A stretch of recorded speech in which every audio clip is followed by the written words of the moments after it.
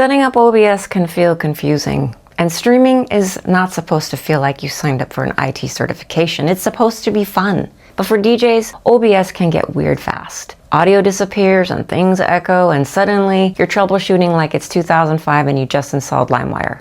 So in this video, I'm going to take you from zero to stream ready with a simple DJ setup. Clean audio routing, a mic that actually works, and a basic scene setup and ready to go. This video is not about overlays and alerts and cinematic transitions. We're not producing the Avengers. First, download OBS from obsproject.com and install it. When you open it on the first launch, you should see the auto configuration wizard. Click it. Don't skip it. Skipping it is how you end up crying on the floor at 11:47. You're going to choose Optimize for streaming, use the resolution and FPS it recommends. This gives you some default settings so your stream does not look like a Minecraft slideshow. When it gets to stream information, choose Connect Account. Log in with your Twitch credentials, and we are ready to go. Again, we're not touching advanced settings today. If you want to become a bitrate scientist later, you can, but today, we are going live. And by the way, my mission with this channel is to help DJs get comfortable streaming, build real communities, and stop overcomplicating the tech. So if that sounds good to you, click the subscribe button. And also I have some links in the description for you to check out. Now we're gonna start with a blank slate. In the top menu, click Scene Collection, then click New. Name it DJ Stream or whatever makes sense to you. Now let's take a quick look at OBS's parts. Right now you only need to know these 4 areas. On the far left is Scenes. This will be for things like starting soon and your main scene. Next to that, we have sources. This is for the assets that are within each scene, like your camera and your audio, for instance. Next to that, we have the audio mixer. This is your truth serum. This is how you monitor the sound. And finally, the controls. This is where you go live and change your settings. Everything else, ignore it for now. If you start clicking random buttons, OBS will absolutely let you ruin your life. It is very empowering like that. Now that we know where things are, it's time to actually build something. So we're starting with scenes. Scenes are just containers where we put our assets in. Look at the bottom left of OBS, find the box labeled Scenes. This is where all your future decisions will live. Click the plus button under Scenes and name this first scene Main. Then click OK. Everything we add next is going into the scene. Next, we're adding our camera. Make sure your camera is plugged into your computer. That can be through USB or a capture card.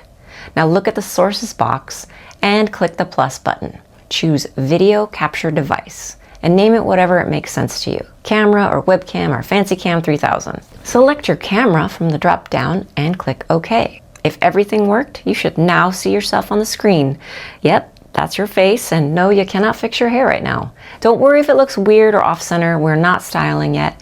We're just making sure that the camera shows up and it works. If you can see yourself, you're winning. Next, we're going to get the audio set. And this is the most important part of the entire video. If this is wrong, everything else is just decorative. There are 2 common ways DJ audio gets into OBS. One is very simple and one is slightly fancier, and both will work if you don't overthink them. First is scenario 1, which is what most new streamers are using. Your controller plugs straight into your computer via USB. That's it.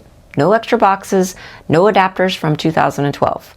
In this setup, OBS listens directly to your controller. In OBS, go to the Sources box and click the plus button. Choose Audio Input Capture. Name it something obvious, like the name of your controller. Then click OK.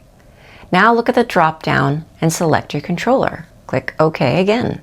If you play a track and you see the meter moving in OBS, congratulations, you did it correctly. And now for scenario 2, which is my setup. In this version, your controller sends audio into an audio interface, usually through RCA or TRS cables. So for me, my Opus Quad runs into my Scarlett 2 i4, and then OBS listens to the Scarlett. The setup in OBS is basically the same. Go to Sources, click the plus button, and choose Audio Input Capture.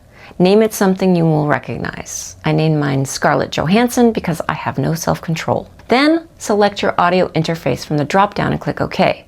If music is playing and you see a clean meter moving and nothing sounds weird, you did it. You are done. Next, we're going to add your mic without breaking any of this. Now that your DJ audio is clean, it's time to add your mic. And this is a moment where a lot of DJs panic and start stacking filters like they are building a Jenga tower. Do not do that yet. Right now, we only care about one thing. Does your mic get into OBS cleanly?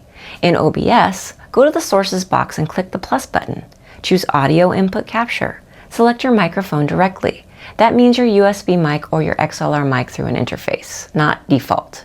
Default is how OBS politely chooses the worst option and then acts surprised when it sounds bad. Once the mic is added, talk into it and watch the meter. You want steady movement, mostly yellow, no slamming into the red. If it's red, your mic is too hot. If it barely moves, chat will think you are whispering from the hallway. Adjust the input level until it lives comfortably in the yellow. Now, an important rule that saves a lot of pain.